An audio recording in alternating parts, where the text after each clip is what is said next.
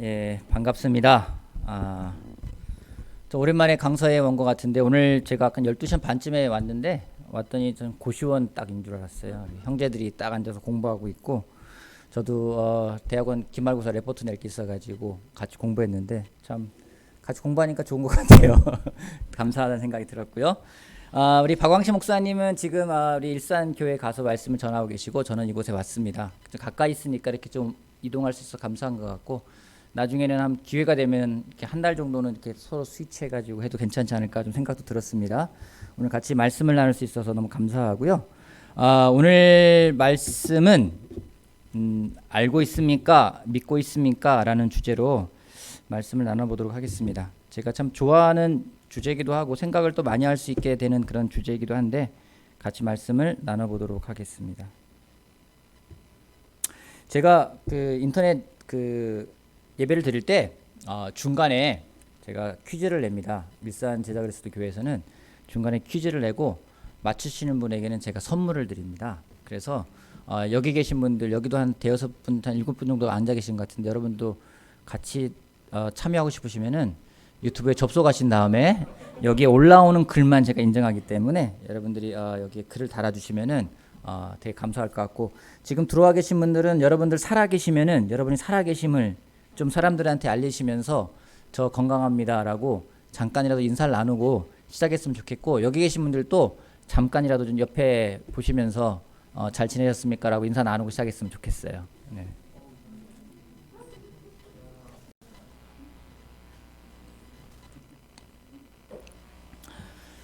자, 오늘은 요한복음 11장 말씀을 가지고 같이 이야기를 할 텐데요. 요한복음 11장은 여러분이 잘 아시는 대로 예수님이 그 특별히 사랑하시던 남매가 있었습니다. 그들이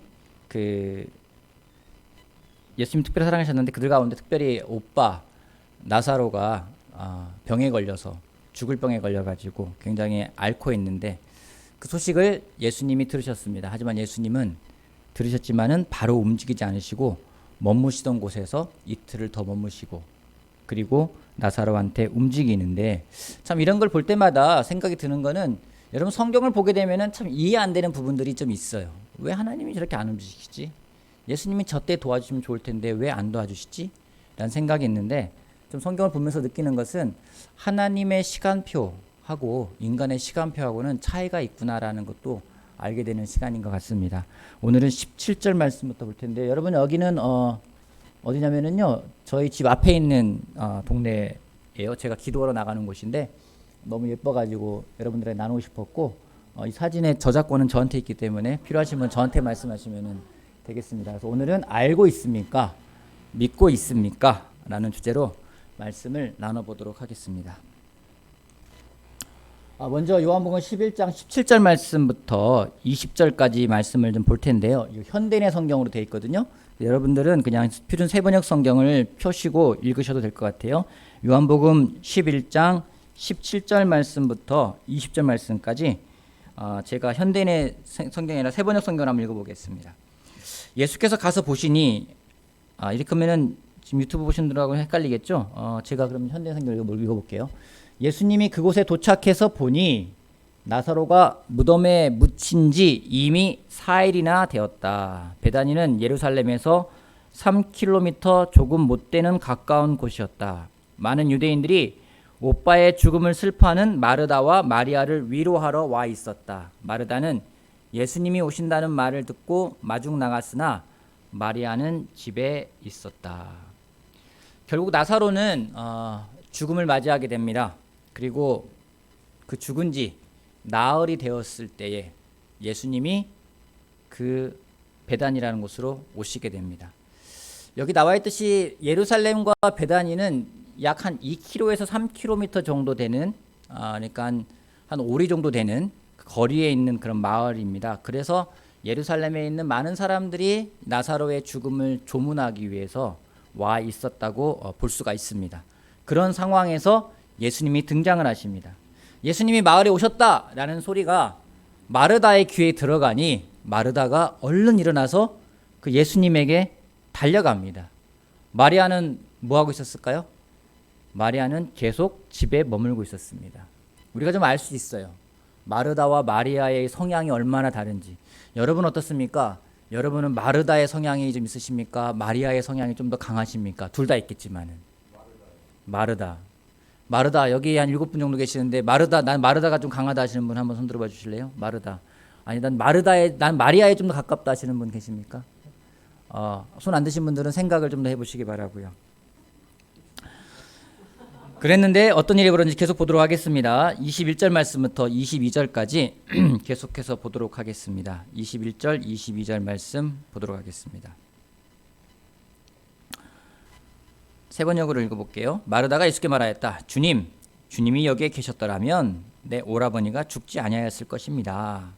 그러나 이제라도 나는 주님께서 하나님께 구하시는 것은 무엇이나 하나님께서 다 이루어 주실 줄 압니다.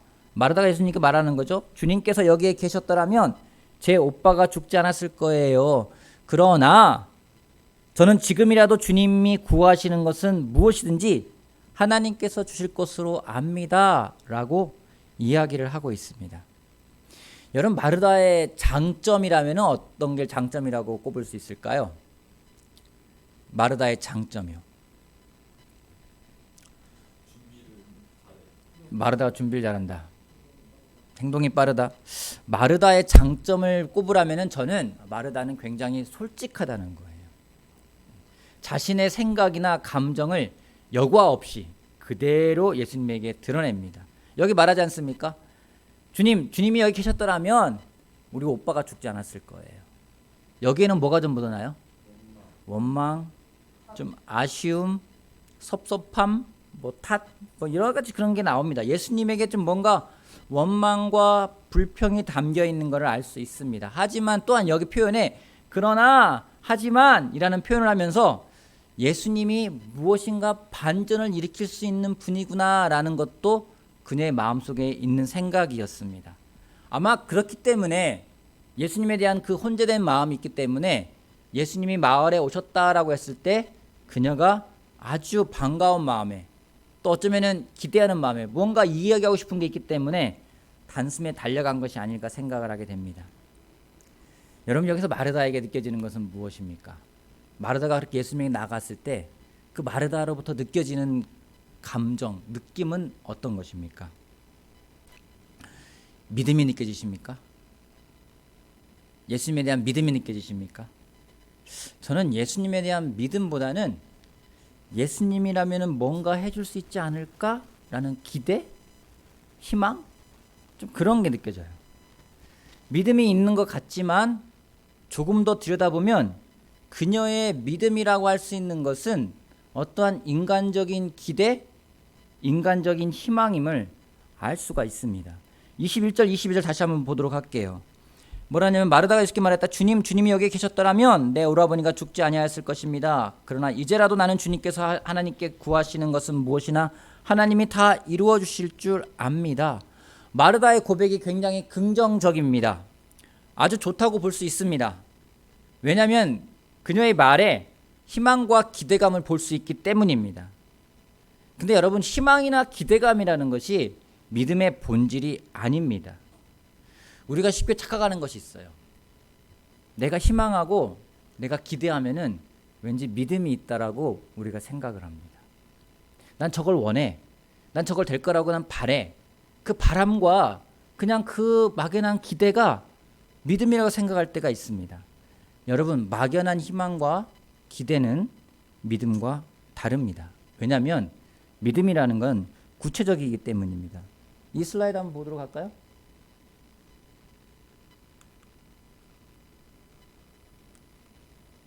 다음 장 하나 올려주세요. 예. 여러분 여기 보면은 우리 보는데 이 꼬마 아이로부터 느껴지는 게 뭡니까? 뭔가 기대하는 게 느껴지잖아요.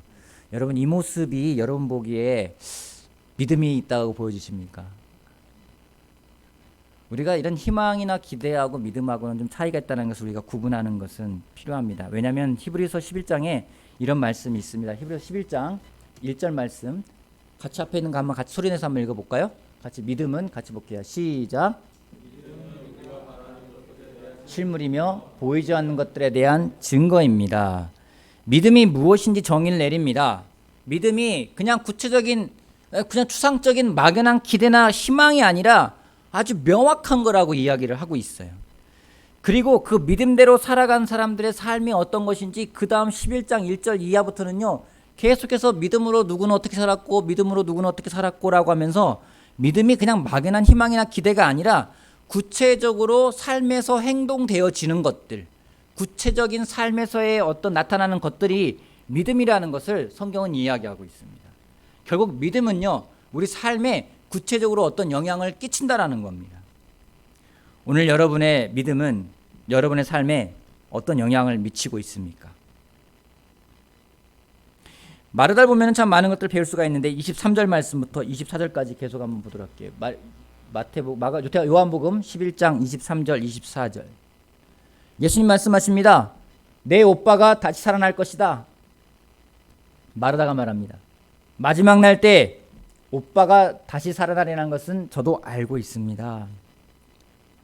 여러분, 막연한 희망을 가지고 있는 마르다한테 예수님이 말씀하세요. 내 오빠가 살아날 거야. 근데 마르다가 뭐라고 표현합니까? 알아요. 제 오빠가 마지막 날 때, 부활 때 살아날 걸 알고 있습니다. 예수님은요, 언제 살아난다라는 거예요? 지금 살아날 거라고요. 현재형으로 말씀하고 계세요. 마르다는 뭐라고 말합니까? 미래형이에요. 언젠간 되겠죠. 언젠간 되겠죠. 우리가 그냥 언젠간 될 거야, 언젠간 이렇게 될 거야 라고 생각하는 것은 여러분 막연한 거지 그 믿음이 아니라는 겁니다. 왜 마르다가 이런 생각을 가져가야 되는지 우리가 알 수 있는 게요, 22절하고 24절 말씀을 같이 한번 볼게요. 자, 여기서 문제가 나갑니다. 여러분들 문제에 답을 해주시면 됩니다.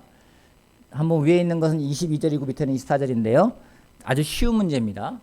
그러나 저는 지금이라도 주님이 구하시는 것은 무엇이든지 하나님이 주실 것으로 압니다. 라고 나와 있어요. 밑에는요, 마지막 날 부활 때 오빠가 다시 살아나리라는 것은 저도 알고 있습니다. 라고 되어 있습니다. 문제입니다. 답을 해주시면 됩니다. 여러분, 이 마르다의 말, 여기에서 나오는 공통점은 무엇입니까?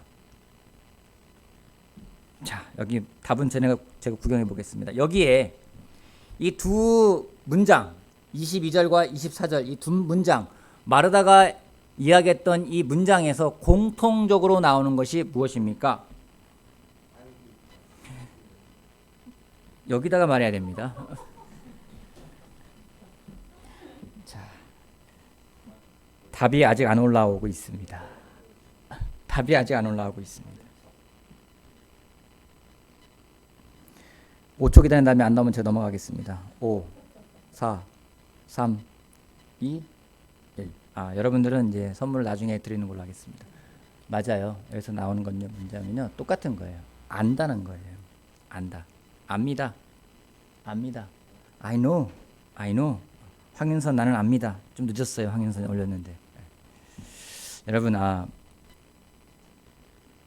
아는 것과 믿는 것은 완전히 다릅니다.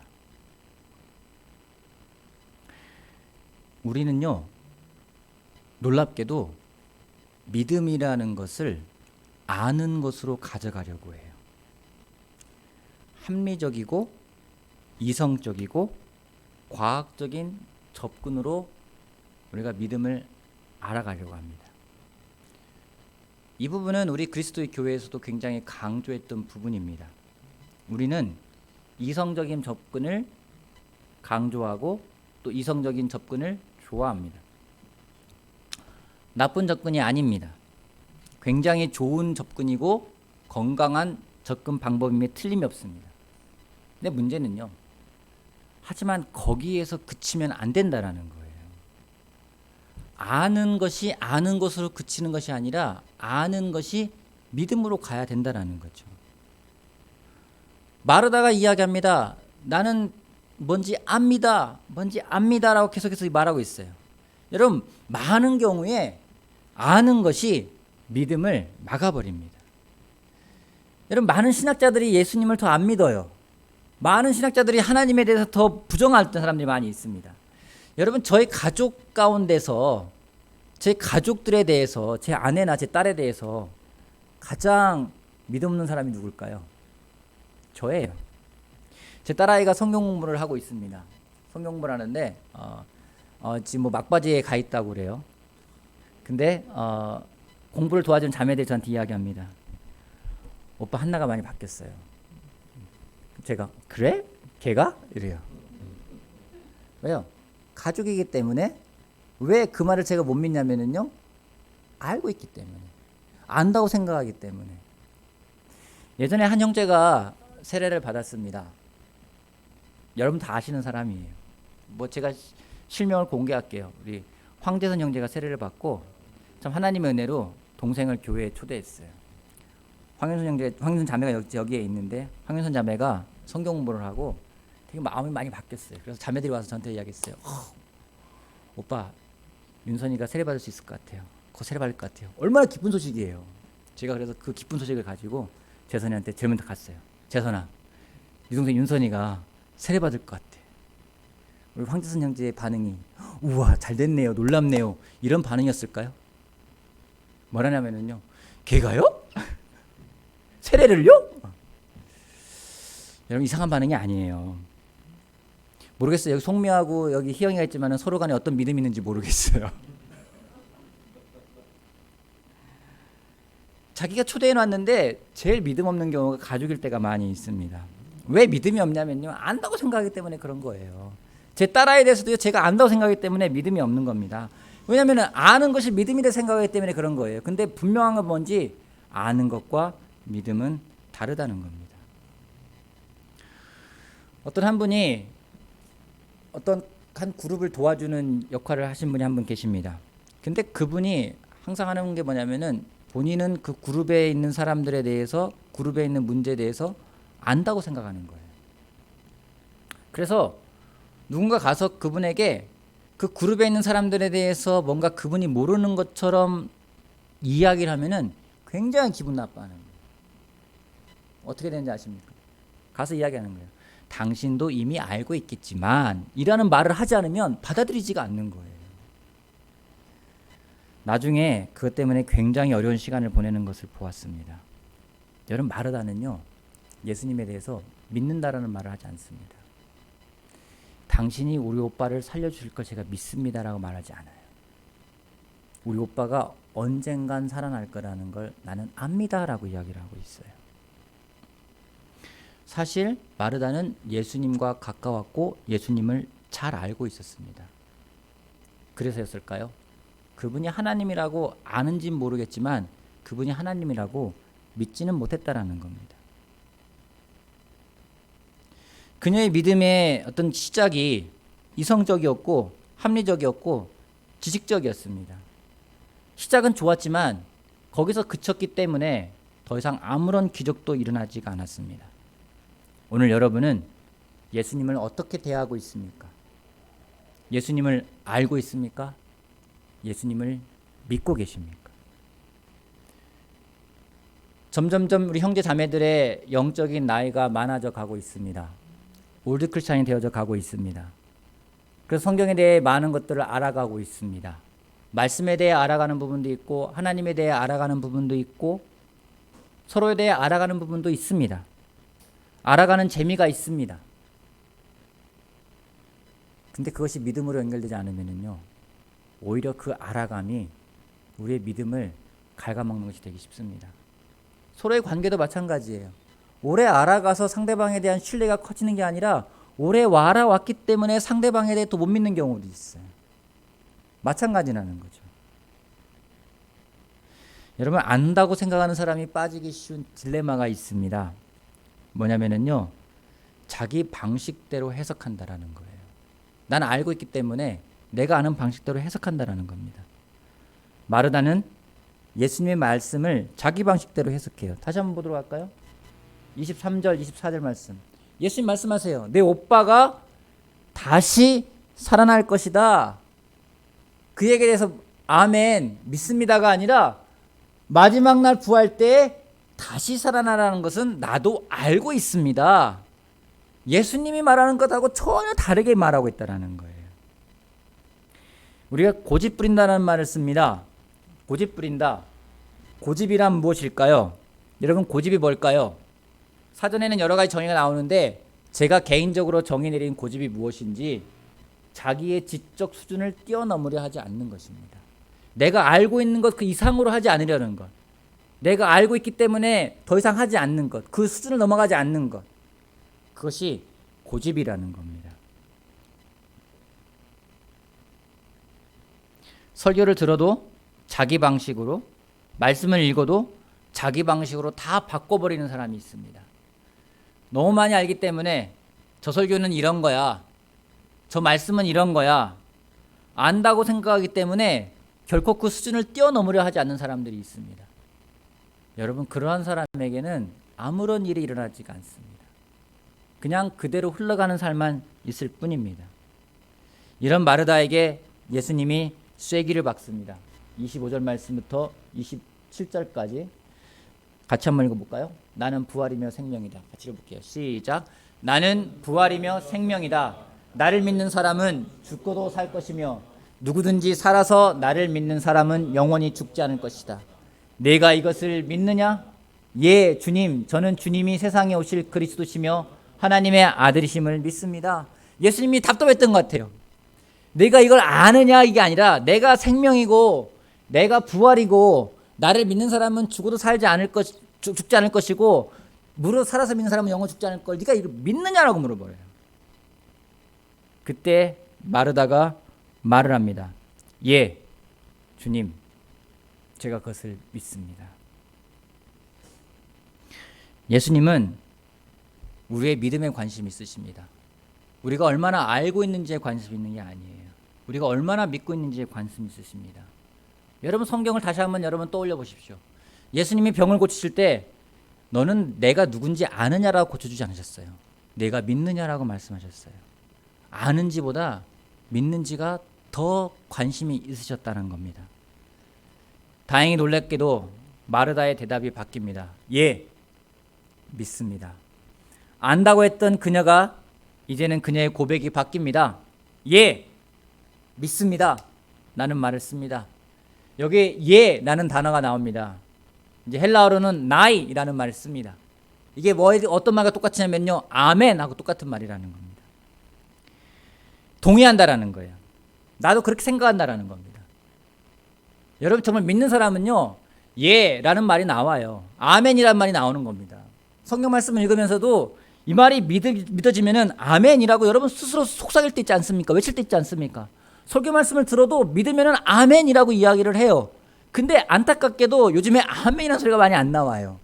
인터넷 예배 때문이 아니라요, 아멘이라는 말이 잘 안 나와요. 제가 부탁드리기는 강서교회 특별히 유튜브를 시청하고 있는 우리 형제 자매들에게 부탁드립니다. 여러분, 말씀이 믿어진다면 믿는다고 고백을 하십시오. 아멘이라고 반응을 하시길 바랍니다. 아침에 성경을 읽을 때 그 말씀이 믿어지면은 아멘이라고 고백하시기 바랍니다. 기도를 드리며 하나님이 이루실 걸 믿는다면은 여러분 아멘이라고 고백하시기를 바랍니다. 우리 삶에 고백이 많이 있어야 됩니다. 여러분, 말이 바뀌면 인생이 바뀐다라는 말이 있습니다. 여러분, 믿음이 생기면 말이 바뀝니다. 그 말이 바뀌면 그 사람의 인생이 바뀝니다. 즉 무엇인지 믿으면 인생이 바뀝니다. 다시 말하지만 아는 것으로는 바뀌는 것이 없습니다. 여러분이 무언가 알고 있다고 바뀌는 게 있나요? 누군가에 대해 알고 있다고 그 사람과의 관계가 바뀝니까? 아무런 변화가 없습니다. 여러분 자녀를 알고 있다고 자녀가 변화가 있습니까? 여러분이 말씀을 알고 있다고 그 말씀이 여러분에게 힘이 됩니까? 아는 것은 아무것도 바꿔놓지 못합니다. 오로지 바꿔놓는 것은 믿음입니다. 믿음이 모든 것을 바꿔놓습니다. 그러기에 우리의 아멘의 고백이 넘쳐서 하나님의 놀라운 삶의 기적을 경험하는 우리 한 명 한 명이 되기를 바라겠습니다. 근데 이런 믿음이 흔들릴 때가 있어요. 분명 나는 아침에도 말씀을 읽고 밤에도 말씀을 읽고 막 아멘 믿습니다라고 고백을 할 때가 있어요. 마르다처럼 막 이상한 얘기하다가도 예수님이 딱 말씀을 딱 해주면은 아멘 믿습니다라고 정신 차릴 때가 있어요. 근데 그 믿음이 오래가지 못해요.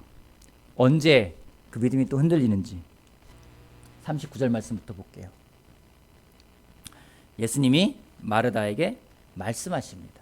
마르다에게 말씀하시는 게 아니에요. 사람들한테 말씀하시는 겁니다. 나사로의 무덤 앞에 가서 말씀을 하십니다.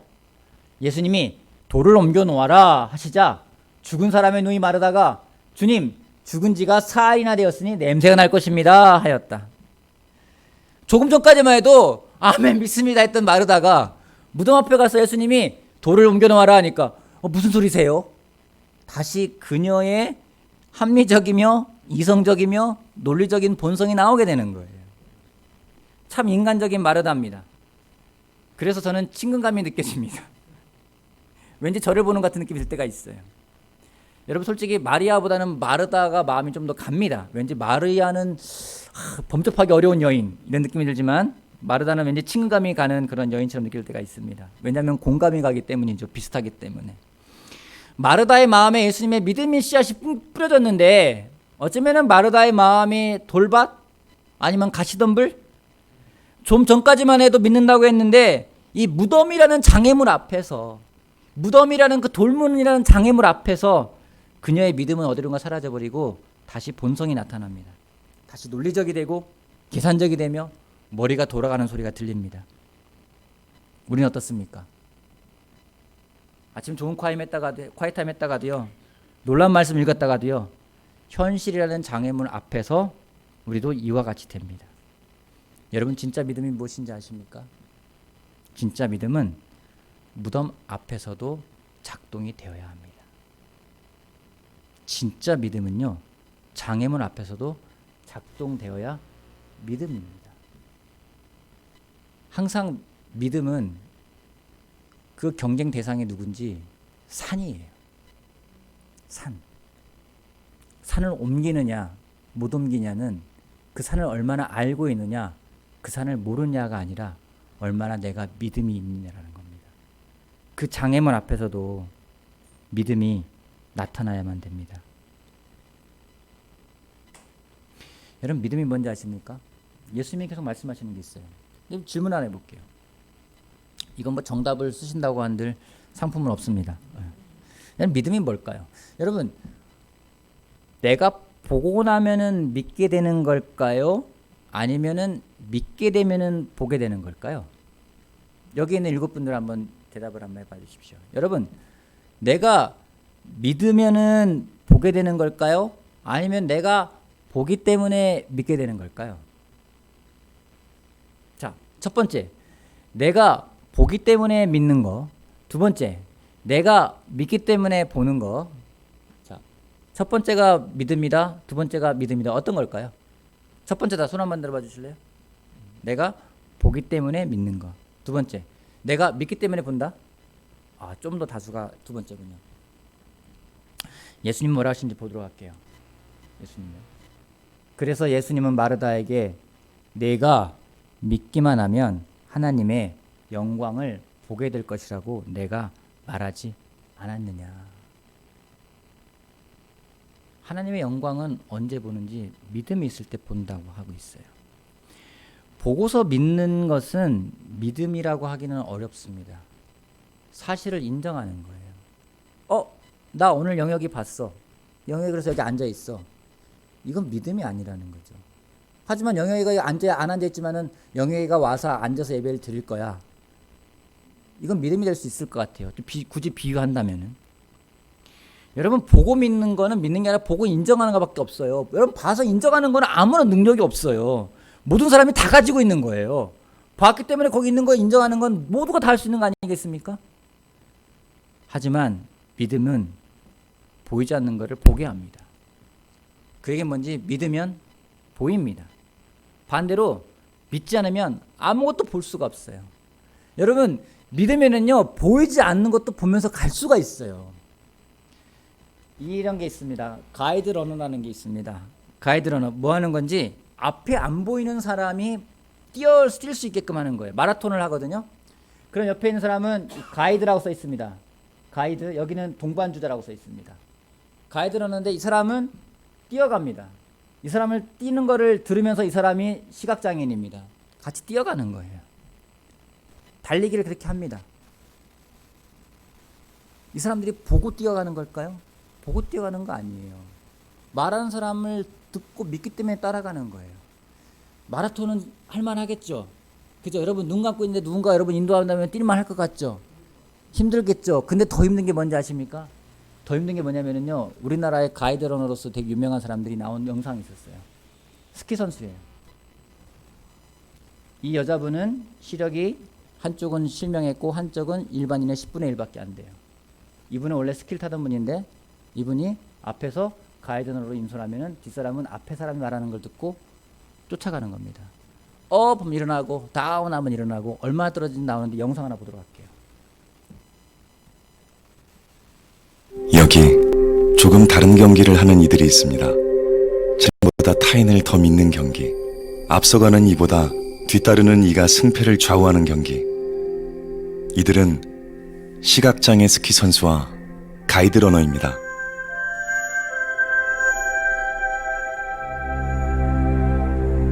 왼쪽 눈은 완전 실명을 하고 오른쪽 눈 시력은 정상인이 보는 거에 한 10분의 1? 5살 때부터 엄마가 스키장에 데려가서 스키를 태우셨어요. 균형 감각 길러주려고.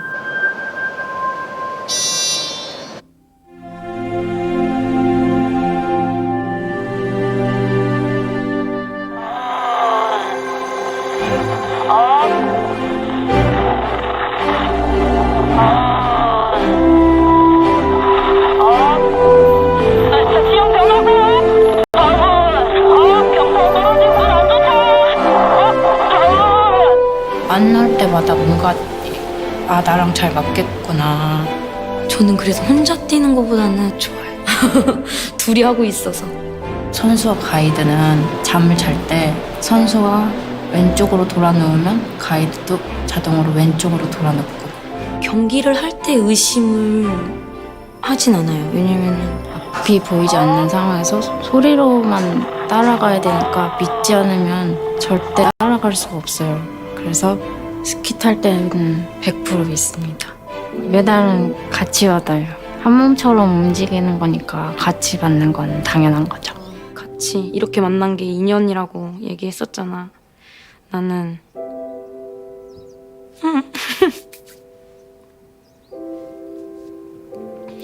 선수 생활 끝나도 언니랑 계속 같이 만나면서 계속 이렇게 좋은 사이로 남고 싶어. 항상 나랑 스키 같이 타줘서 고맙고 우리 진짜 열심히 해서 좋은 결과 꼭 내자. 고마워. 네. 여러분, 삶의 가이드러너가 예수님이라는 생각을 합니다. 여러분 사실 우리 소경이나 다름없잖아요. 그죠? 여러분 10초 앞에 무슨 일이 날지 여러분 보이십니까? 안 보여요. 1초 앞도 내다볼 수가 없습니다. 우리 삶에 장애물들이 참 많아요. 근데 그 장애물이 어디에 도사리고 있는지 우리는 알 수가 없습니다. 아까 그 얘기가 참 되게 인상적이었어요. 100% 믿지 않으면은 스키를 탈 수가 없다고. 우리도 스키를 타고 내려가는 사람들입니다. 엄청 빨라요. 장애물이 언제 있는지 모르겠어요. 근데 우리가 그럼에도 불구하고 안정감 있게 스키를 탈 수 있을 때가 언제인지 예수님의 말씀을 믿을 때예요. 그분의 소리를 듣고 따라갈 때라는 거죠. 참 놀랍게도 성경은 말씀이라고 이야기합니다. 소리라고 이야기를 합니다. 뭔가 보여지는 거라고 말하기보다는 소리래요. 우리가 그 소리를 듣고 따라가면 된다는 거죠. 그것은 아는 것이 아니라 그 소리를 내가 알고 인식하는 게 중요한 것보다 더 나아가는 게 뭐냐면 그 소리를 믿는 거예요. 그 말씀을 믿는 거예요. 그냥 소리 안다고 탈 수 있는 게 아닙니다. 믿지 않으면 탈 수가 없는 게 스키라는 겁니다. 그 믿음은 장애물 앞에서도 작동이 되어집니다. 그때 어떤 일이 벌어진지 아십니까? 예수님 말씀하셨어요. 그때 하나님의 영광을 보게 될 거라고 이야기하셨습니다. 그 영광을 보면 우리는 어떻게 될까요? 그 영광을 다시 하나님에게 돌려드리면 되는 겁니다. 저는 우리가 그 믿음으로 하나님의 영광을 보고 하나님께 영광을 돌려드리는 사람이 되기를 바라겠습니다. 어쩌면 아는 것으로 시작하지만 그것이 믿음으로 연결되어야만 합니다. 하나만 더 이야기할게요. 자, 아는 게 힘, 아는 게 병. 어떤 게 맞습니까? 아는 게 힘입니까? 아는 게 병입니까? 아는 게 힘이에요, 아는 게 병이에요. 여러분, 아는 게 힘이 될 수도 있고 아는 게 병이 될 수도 있어요. 언제 힘이 되고 언제 병이 되는지 아십니까? 여러분, 하나님 말씀을 내가 알잖아요. 이게 믿음으로 연결되어지면은 힘이 돼요. 근데 이게 믿음으로 연결되지 않으면요, 병이 돼요. 여러분, 그런 고민 해본 적 없으십니까?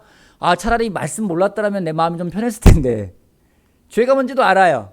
어떻게 살아야 되는지도 알아요. 그게 아는 게 힘이 될 때는요, 그게 믿음으로 연결되는 힘이 됩니다. 하지만 그냥 아는 것만으로 갈 때는요, 오히려 아는 게 우리한테는 병이 될 수가 있어요. 아는 것이 믿음으로 연결되면 그것은 힘이 됩니다. 하지만 그 자리에 머물면 병이 될 것입니다. 저는 우리가 예수님을 알아가는 건 굉장히 중요하다 생각합니다. 하지만 그 알아가는 거에서 그치는 것이 아니라 그것이 정말로 믿음으로 바뀌어서 믿음으로 정말 더 성장되어서 그 모든 장애물들을 뛰어넘고 오히려 그 장애물 앞에서도 믿음이 발휘되어서 장애물을 옮길 수 있는 우리들 한 명 한 명이 되기를 바라겠습니다.